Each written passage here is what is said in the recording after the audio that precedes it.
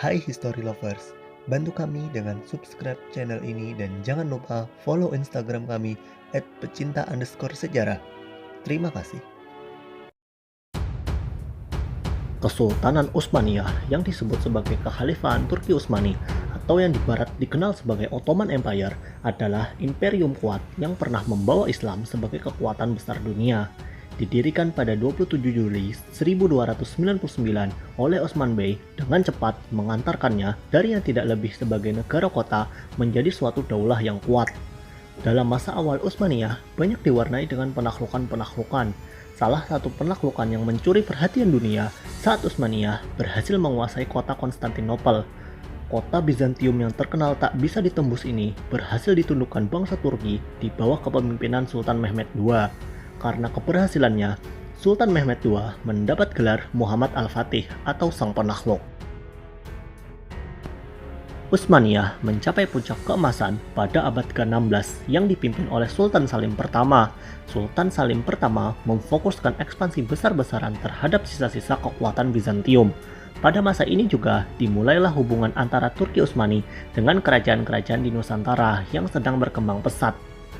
Kerajaan-kerajaan di Nusantara diberikan keistimewaan oleh Turki Utsmani dengan tidak perlu membayarnya upeti seperti negara-negara bawahan lainnya. Sebaliknya, raja-raja di Nusantara mengakui bahwa Turki Utsmani adalah daulah yang menaungi kerajaan mereka. Dengan hubungan emosional yang kuat, Turki Utsmani memiliki pengaruh yang sangat besar di Nusantara, terlebih lagi pada masa itu. Dalam video kali ini, kita akan membahas kontribusi Kesultanan Utsmaniyah dalam kemajuan peradaban di Nusantara, khususnya pada masa kerajaan-kerajaan Islam. Kita mulai dari kontak pertama Turki Utsmani dengan kerajaan di Nusantara, tepatnya di utara Pulau Sumatera. Sejarah mencatat Aceh mengirimkan duta untuk Turki Utsmani pada tahun 1564. Duta tersebut diutus langsung oleh Sultan Alauddin Al-Qahar kepada Sulaiman pertama. Tujuan pengiriman duta Aceh adalah meminta permohonan agar Turki Utsmani mengakui kedaulatan wilayah Aceh dan menjadikannya teritori vasal Turki Utsmani. Aceh juga meminta bantuan berupa persenjataan dan tentara bayaran.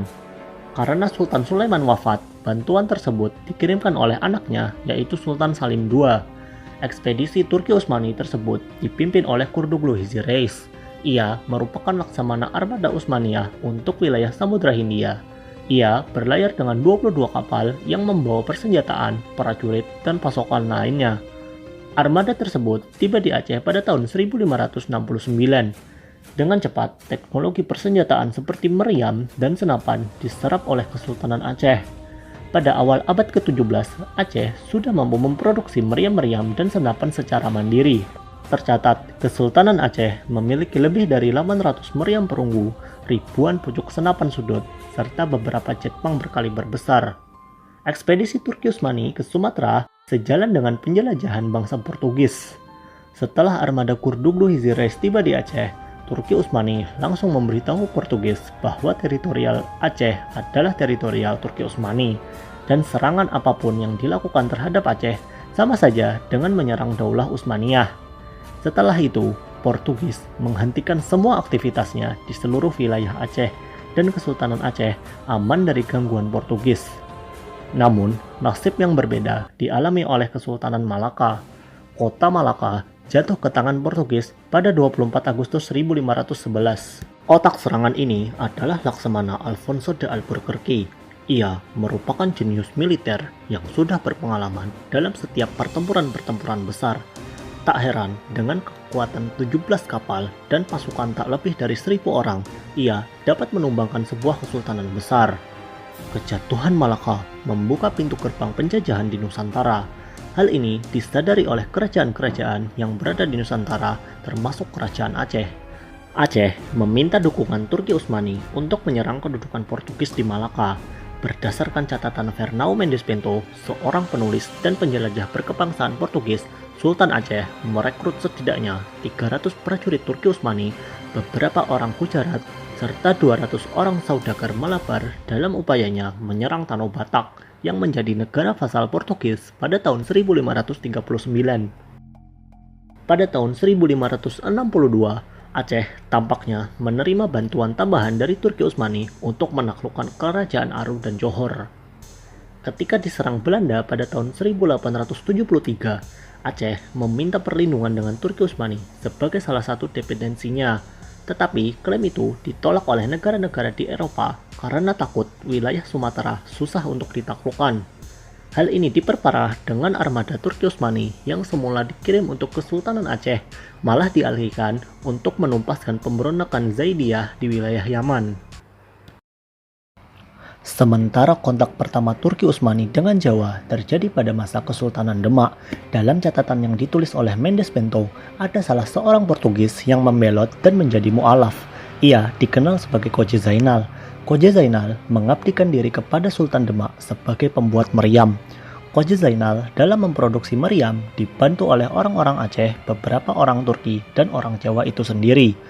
Demak pada masa itu tengah membuat persenjataan yang mumpuni agar bisa menyerang kedudukan Portugis di Malaka. Salah satu meriam peninggalan Demak adalah meriam Ki Amuk yang sekarang berada di Banten. Pada masa Kesultanan Mataram, dalam Babad Jawa disebutkan Sultan Agung Hayokrokusumo mengirim utusan untuk pergi ke Mekah yang kala itu menjadi daerah Sultan Ngerum.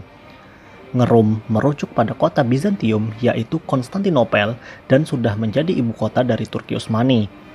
Duta ini menemui Syarif Zaid Ibnu Muhsin Al-Hashimi dengan tujuan meminta legitimasi kerajaan Mataram di bawah panji-panji Turki Utsmani.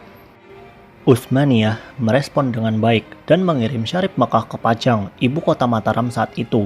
Sultan Agung mendapat gelar Sultan Abdullah Muhammad Maulana Matarami oleh penguasa Utsmani yaitu Sultan Murad keempat.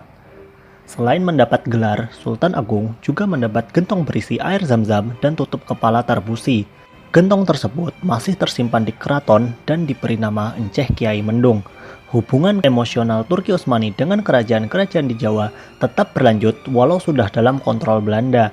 Ini bisa dilihat dalam perlawanan Pangeran Mangkubumi yang perlawanannya cukup menguras tenaga Belanda. Yang akhirnya Pangeran Mangkubumi bisa dibujuk untuk menghentikan perang melalui seorang Arab yang bernama Syekh Ibrahim dengan mengaku sebagai utusan Turki Utsmani. Melalui perjanjian Giyanti, Mataram dibagi dua dan Pangeran Mangkubumi memerintah Kesultanan Jogja. Kelak cicit dari Mangkubumi yang akan mengobarkan perang terbesar di Jawa, perang yang hampir membuat Hindia Belanda bangkrut. Dia adalah Pangeran Diponegoro. Budaya Turki Utsmani sangat terlihat di dalam Laskar Diponegoro. Salah satu contohnya memakai istilah Batalion Candisari yang dipakai Kesultanan Utsmaniyah. Dalam setiap keterlibatannya di Nusantara, Turki Utsmani sangat mempengaruhi budaya, politik, dan ragam-ragam di Nusantara. Sultan-sultan dari seluruh negeri terobsesi dengan gelar khalifah, sehingga berlomba-lomba menjalin hubungan dengan Turki. Turki Utsmani juga berperan penting dalam bidang keamanan Kesultanan Aceh. Salah satu faktor kenapa Aceh tak dikontrol Portugis karena perlindungan dari Turki Utsmani. Turki juga berkontribusi banyak dalam perkembangan teknologi senjata api di Nusantara. Jadi, tidak benar bahwa kerajaan-kerajaan di Nusantara melawan bangsa asing hanya dengan senjata tajam seperti pedang ataupun panah. Dalam kebudayaan Nusantara juga banyak mengambil corak dari kebudayaan Turki. Contoh budaya yang masih mencolok sampai saat ini adalah pemakaian peci oleh masyarakat Indonesia sebagai aksesoris dalam melakukan peribadatan. Peci awalnya merupakan tutup kepala khas Turki yang diberi nama tarbusi dan berwarna merah. Kemudian disesuaikan dengan perpaduan khas Nusantara dengan warna hitam dan memanjang ke belakang. Ini mirip dengan ikat kepala Minang dan Belangkon. Selain itu, kerajaan-kerajaan di Nusantara memakai simbol-simbol yang dipakai oleh Turki Utsmani. Salah satu contohnya seperti lambang Radia Laksana di Keraton Surakarta. Meskipun lambang ini diganti dengan corak yang lebih Jawi. Konsep bendera pun juga mengadopsi gaya Turki. Contohnya, bendera Kesultanan Aceh dengan bulan sabit dan di bawahnya terdapat pedang. Bendera Mataram juga memakai bulan sabit dan berwarna merah serta dua keris yang menyilang.